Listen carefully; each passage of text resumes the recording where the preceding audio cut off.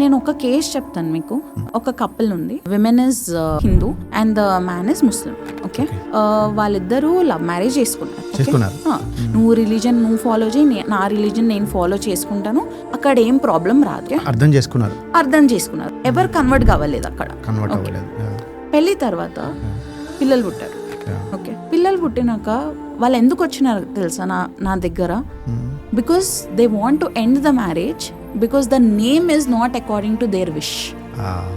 పెళ్లి ముందు డిస్కస్ చేయలేదు పిల్లల పేరు ఏముంటాయి, హిందూ పేరు ఉంటుందా, ముస్లిం పేరు ఉంటుందా. Only for that reason they came to end the marriage. Because ఆయనకేముంది, నా జనరేషన్ యూనో అబ్బాయి ముస్లిం, నా అబ్బాయి హిందూ, అట్లా ఉంది.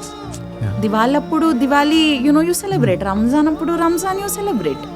కానీ వాళ్ళు ఏం అనుకుంటున్నారు, అదంతా చేస్తాము కానీ నేమ్ పేరు వాళ్ళకి అక్కడ క్లారిటీ లేదు. నేను ఏం చేయాలి ఇప్పుడు ఇక్కడ?